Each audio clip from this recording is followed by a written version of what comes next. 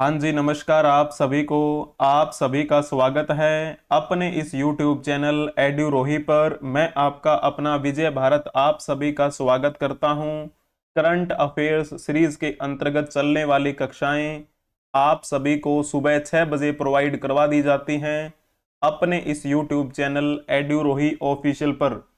आज 25 जुलाई के दिन आप सभी का स्वागत है इस कक्षा में। Current affairs analysis with MCQs, कुछ महत्वपूर्ण करंट अफेयर्स को हम कवर करेंगे। उनकी एनालिसिस करते हुए आपसे मल्टीपल चॉइस क्वेश्चन भी पूछेंगे। ऐसे मल्टीपल चॉइस क्वेश्चन जो पहले प्रीवियस ईयर्स में पूछे गए हैं या फिर पूछे जाने की संभावनाएं हैं, जो आपके लिए इंपॉर्टेंट हो सकते हैं। ये जो करंट अफेयर्स की न्यूज़ है वो हम द हिंदू न्यूज़पेपर से उठाते हैं या फिर प्रेस इंफॉर्मेशन ब्यूरो के द्वारा जो ऑफिशियली पब्लिश की जाती हैं वो न्यूज़ हम उठाते हैं।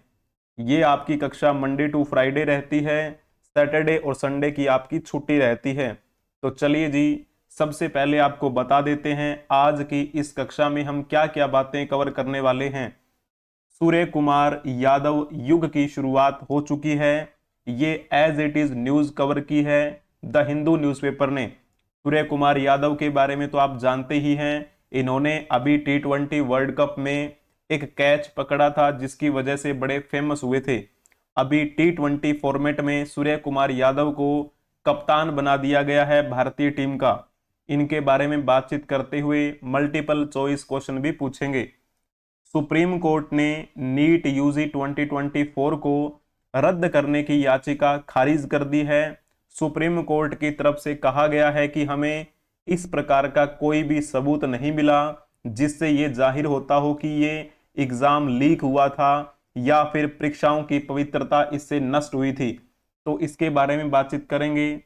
6 राज्यों के किसान नेताओं ने राहुल गांधी से मुलाकात की। कौन कौन से राज्यों के यहाँ पर किसान आए हैं उनके बारे में बातचीत करेंगे। राहुल गांधी वर्तमान में किस भूमिका में है, तो ये लोकसभा में नेता प्रतिपक्ष की भूमिका में है। और साथ में सुप्रीम कोर्ट ने हरियाणा और पंजाब को लेकर एक निर्देश दिया है कि पंजाब और हरियाणा को तंबू सीमा पर यथास्थिति बनाए रखनी है। इस प्रकार का ये आदेश है, वो बातें भी हम कवर करेंगे।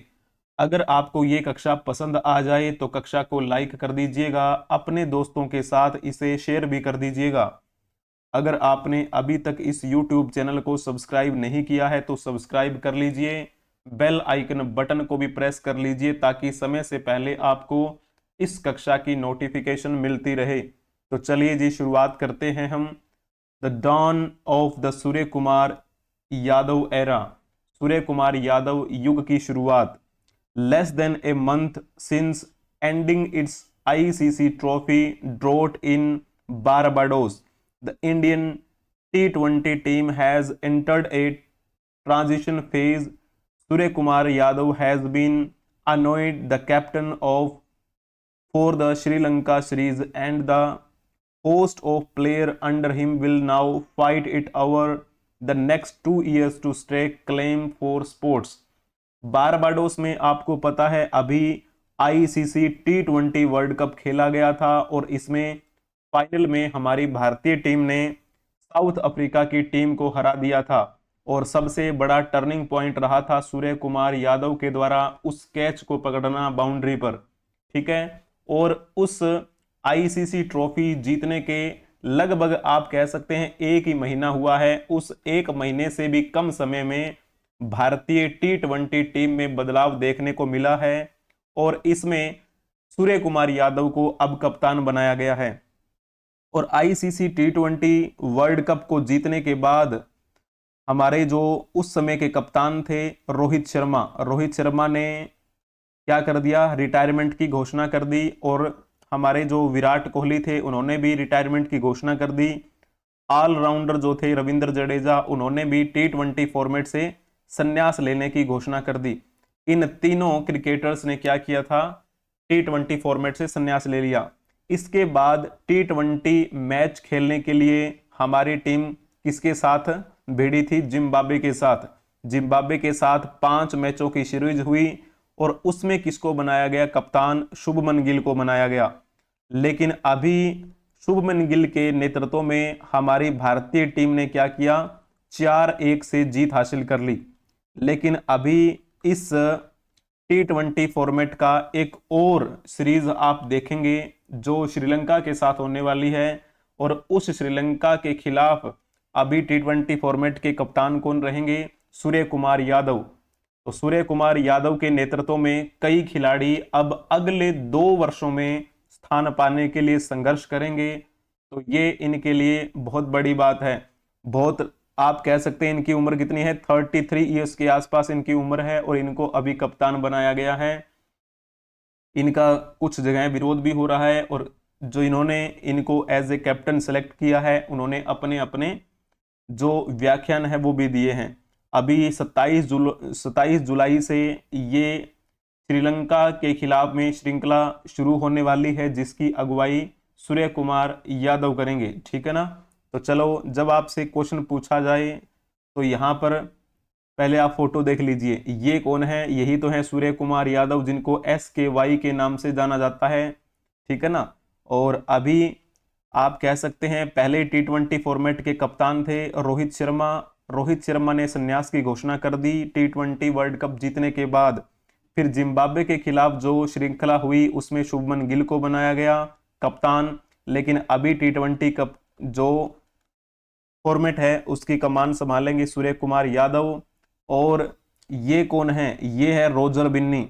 और रोजर बिन्नी जो कि BCCI के क्या हैं, अध्यक्ष हैं, प्रेसिडेंट हैं।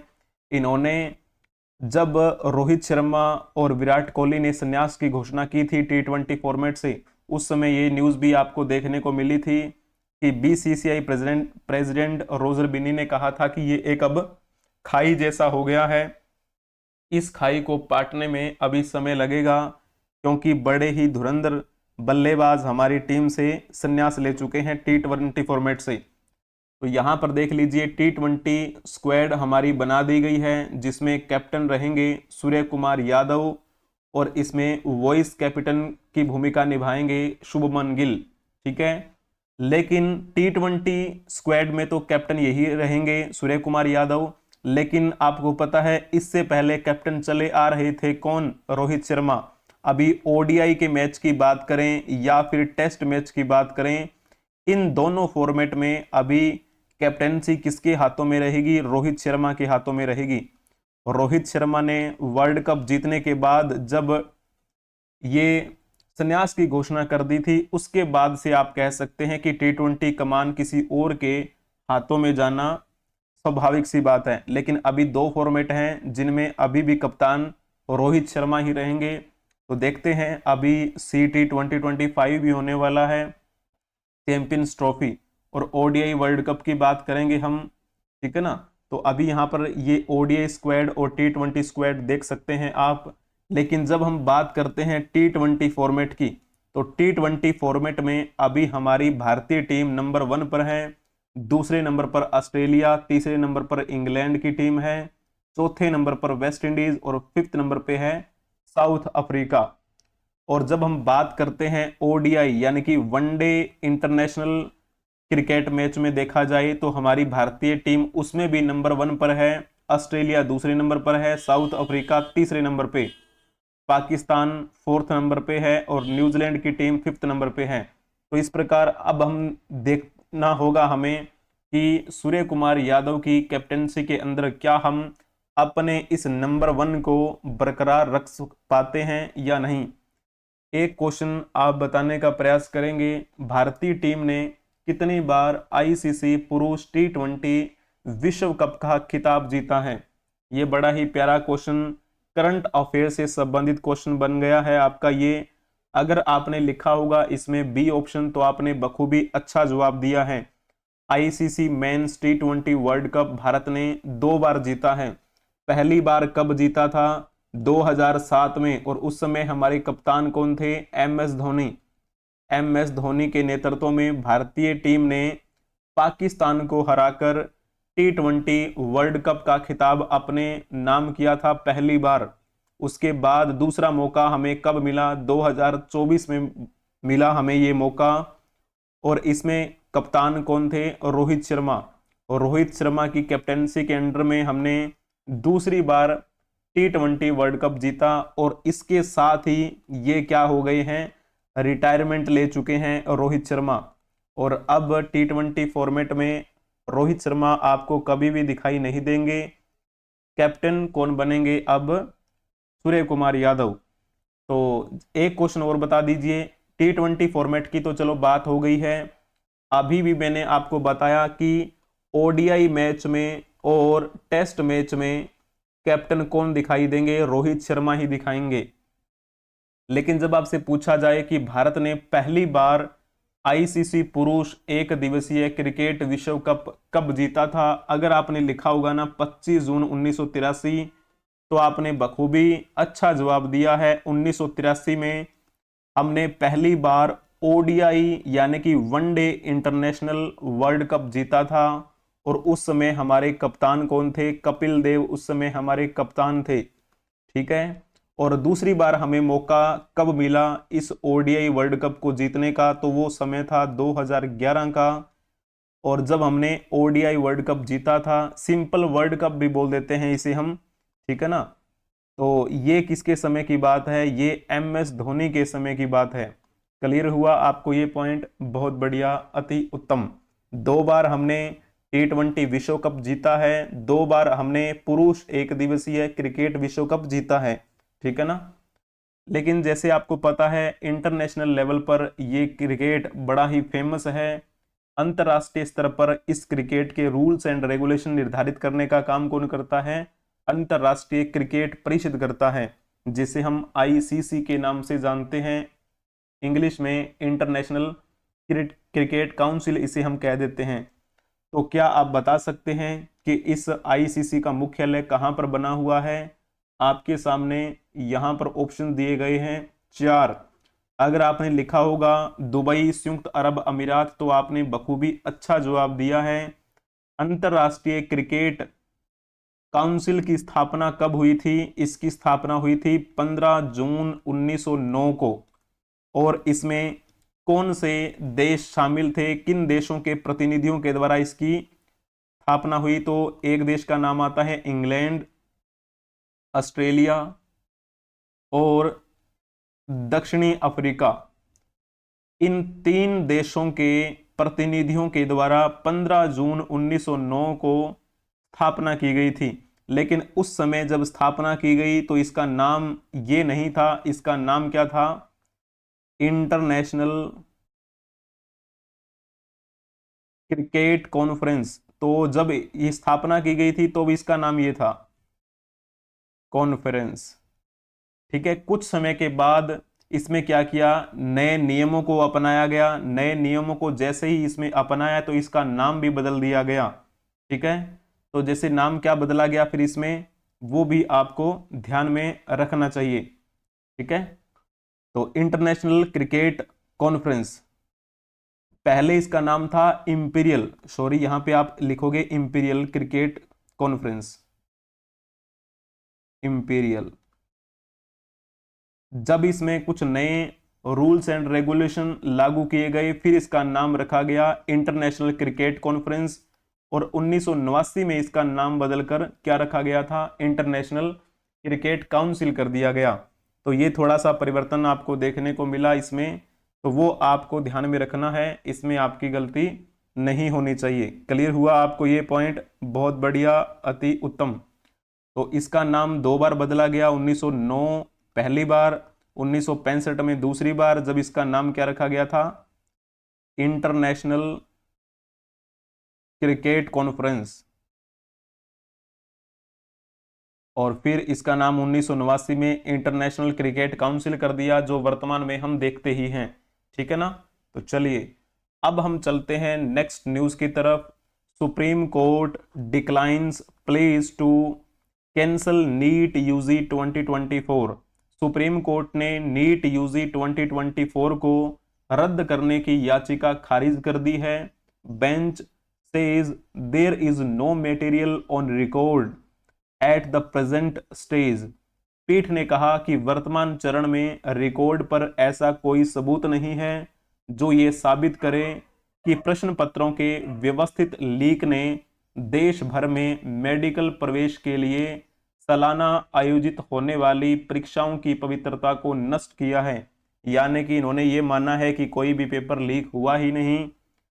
Supreme Court on Tuesday refuse to cancel the under graduate national eligibility cum entrance test NEET UG 2024 held on May 5।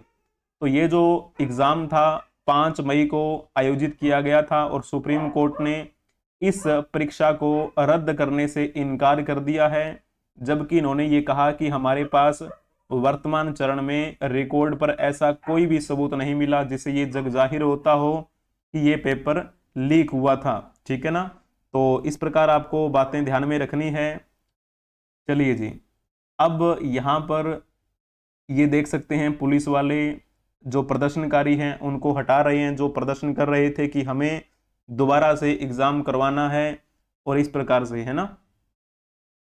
चलिए सुप्रीम कोर्ट की बात करते हैं। तो सुप्रीम कोर्ट के मुख्य न्यायाधीश कौन है, आप बताइएगा, जल्दी जल्दी से बताएंगे।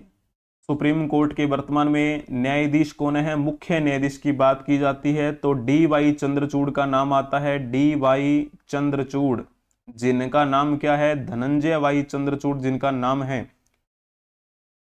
भारत के मुख्य न्यायाधीश डी.वाई. चंद्रचूड़ और साथ में जे.बी. पारदीवाला और न्यायमूर्ति मनोज मिश्रा की 3 सदस्यीय पीठ ने क्या किया है? इन्होंने ये तर्क दिया है इससे संबंधित कि हमें इस प्रकार का कोई भी रिकॉर्ड नहीं मिला जो परीक्षा की पवित्रता के विनाश का संकेत देते हों, इसीलिए ये परीक्षा रद्द नहीं की जाएगी। उन्होंने जो याचिका दायर की गई थी रद्द करने के लिए उसे खारिज कर दिया। ठीक है जी, अब हम चलते हैं next. Farmer leaders from 6 states meet Rahul Gandhi. 6 राज्यों के किसान नेताओं ने राहुल गांधी से मुलाकात की। राहुल गांधी के बारे में तो आपको पता ही होगा, ये वर्तमान में किस भूमिका में है? लोकसभा में विपक्ष की भूमिका में है। ये लोकसभा में विपक्ष के नेता हैं ये। ठीक है ना, तो विपक्ष के नेता की भी अपनी एक, आप कह सकते हैं, जिम्मेदारी होती है, एक संवैधानिक पद होता है। गांधी परिवार में तीसरे ऐसे नेता हैं ये जो विपक्ष के नेता बने हैं लोकसभा में। इनसे पहले जो राजीव गांधी थे वो भी रह चुके थे इस पद पर। ठीक है ना, चलिए अब जैसे बात करते हैं, they apprised the Congress leader of the issues being faced by the farmer in their respective states. उन्होंने कांग्रेस नेता राहुल गांधी को अपने अपने राज्यों में किसानों के सामने आ रही समस्याओं से अवगत करवाया। और कौन कौन से किसान, यानी कि कौन कौन से राज्यों के किसान यहाँ पर पहुंचे हैं? तो पंजाब के बारे में तो आपको पता ही होगा कि वर्तमान में पंजाब के सीएम कौन है यहाँ पर। तो इसमें आपको लिख देना है जो एक कॉमेडियन भी रह चुके हैं पंजाब के, ठीक है, भगवंत मान। और जब हम बात करें हरियाणा से भी यहाँ पर किसान पहुंचे हैं। हरियाणा के सीएम कौन है वर्तमान में? नायब सिंह सैनी। जब हम उत्तर प्रदेश की बात कर रहे हों तो उत्तर प्रदेश के वर्तमान में सीएम कौन है? योगी आदित्यनाथ।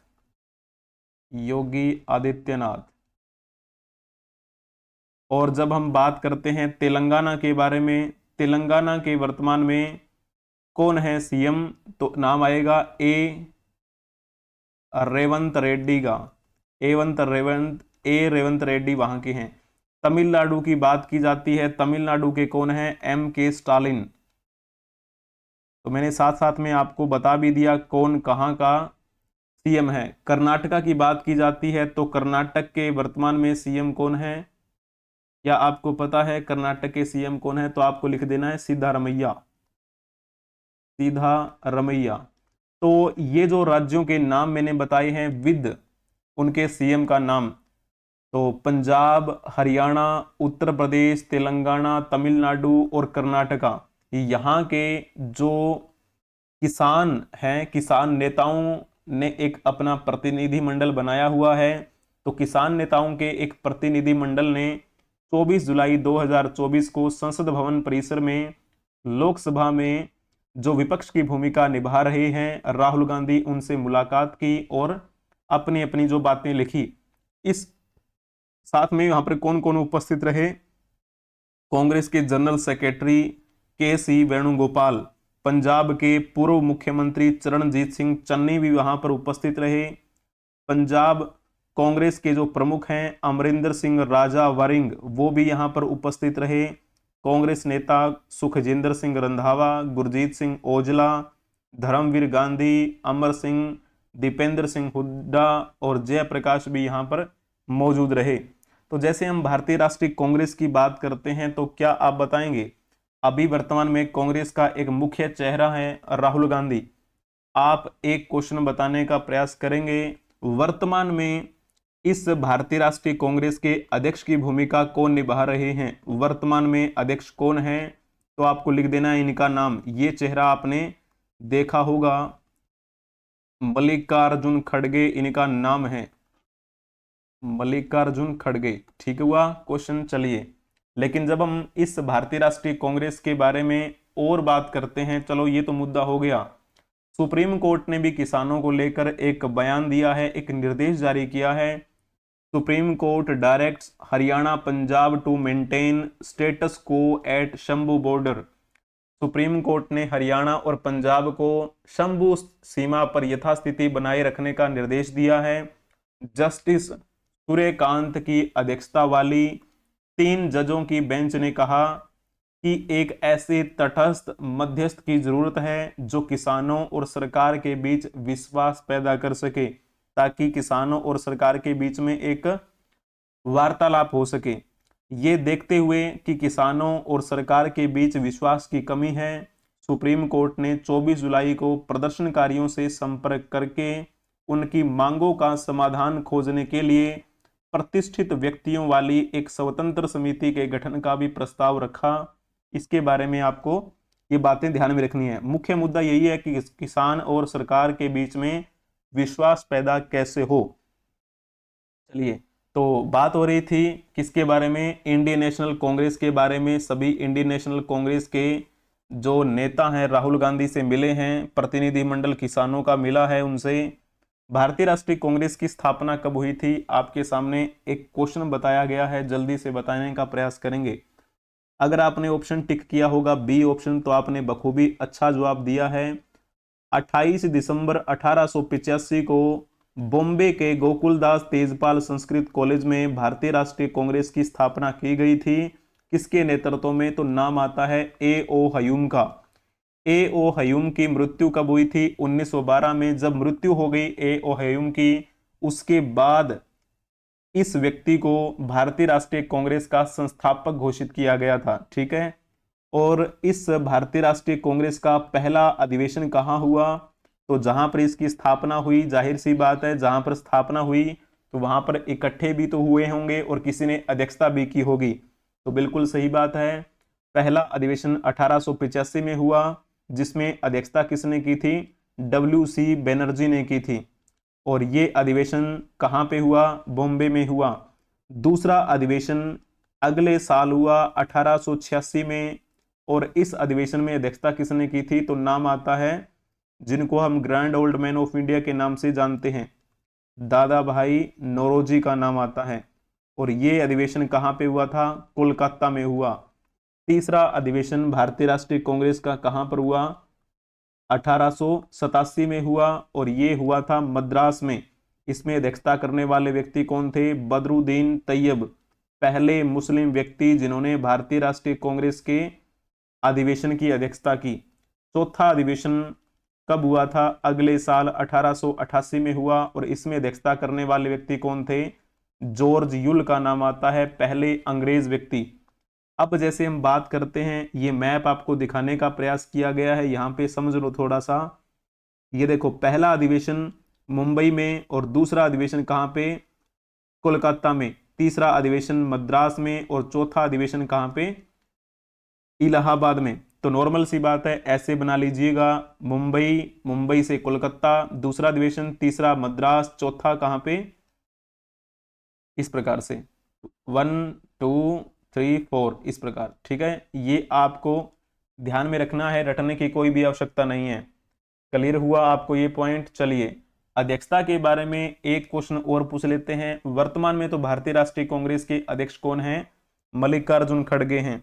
लेकिन ये बड़ा ही प्यारा क्वेश्चन है, आपका बताने का प्रयास करेंगे। भारतीय राष्ट्रीय कांग्रेस के इतिहास के संदर्भ में बताना है कि अध्यक्ष कौन रहे, कब किस अधिवेशन में रहे थे। तो इसमें अगर आपने ऑप्शन, चलो ऑप्शन टिक करने से पहले समझ लेते हैं। महात्मा गांधी के बारे में तो आपको पता ही होगा कि महात्मा गांधी ने अपने जीवन में केवल एक बार भारतीय राष्ट्रीय कांग्रेस के अधिवेशन की अध्यक्षता की थी, और वो अधिवेशन कब हुआ था? बेलगाम में हुआ था, 1924 की बात है। केवल एक बार अधिवेशन में अध्यक्षता की थी, 1924 के बेलगाम अधिवेशन में, ना इससे पहले कभी की, ना इसके बाद में कभी की। डॉक्टर राजेंद्र प्रसाद के बारे में तो आपको पता ही होगा, इन्होंने 1900 कब की थी ये मतलब अधिवेशन की अध्यक्षता कब की थी? बंबई अधिवेशन हुआ था। और सरोजिनी नायडू के बारे में अगर हम बात करते हैं, सरोजिनी नायडू जिन्हें हम भारत की कोकिला के नाम से जानते हैं, इन्होंने 1925 के कानपुर अधिवेशन में अध्यक्षता की थी, और इसी के साथ ये पहली भारतीय महिला अध्यक्ष बनी। पहली भारतीय महिला अध्यक्ष कौन थी भारतीय राष्ट्रीय कांग्रेस के अधिवेशन में अध्यक्षता करने वाली? तो नाम लिख देना सरोजिनी नायडू का। लेकिन सिंपली अगर आपसे पूछ लिया जाए कि पहली महिला अध्यक्ष कौन थी, तो नाम आता है किसका? एनी बेसेंट का। एनी बेसेंट पहली महिला अध्यक्ष थी। उन्होंने कब अध्यक्षता की थी? 1917 के कोलकाता अधिवेशन में अध्यक्षता की थी। क्लियर हुआ आपको ये पॉइंट। अबुल कलाम आजाद के बारे में अगर पूछा जाए तो रामगढ़ अधिवेशन 1940 में जो हुआ था उसमें अध्यक्षता की। और आपको पता है 1942 में सभी कांग्रेस के प्रतिनिधि ग्वालियर टैंक मैदान में इकट्ठे हुए थे 7 अगस्त 1942 को। उसमें अध्यक्षता कौन कर रहे थे? अबुल कलाम आजाद कर रहे थे। अगले दिन महात्मा गांधी ने प्रस्ताव रखा था कि वो अंग्रेजों के खिलाफ एक आंदोलन शुरू करना चाहते हैं जिसे भारत छोड़ो आंदोलन का नाम दिया जाएगा।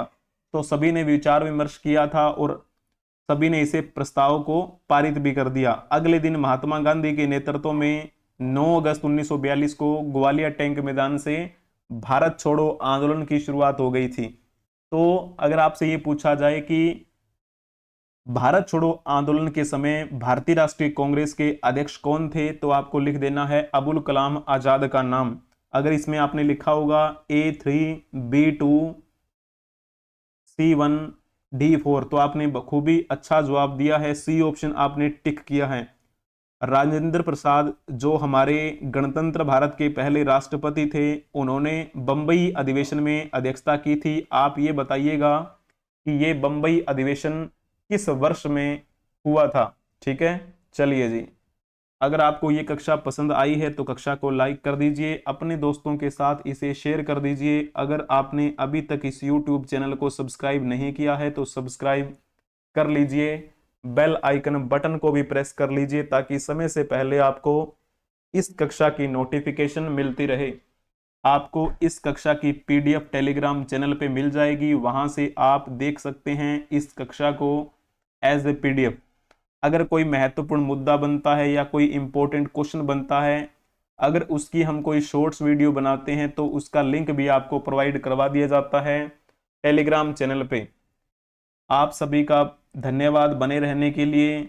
इन दोनों चैनल्स के अलावा आप हमें अदर सोशल मीडिया प्लेटफॉर्म के माध्यम से संपर्क कर सकते हैं, जैसे कि फेसबुक, मौज, हिप्पी, ट्विटर, एक्स, इंस्टाग्राम, जोश, share chat, WhatsApp channel etcetera.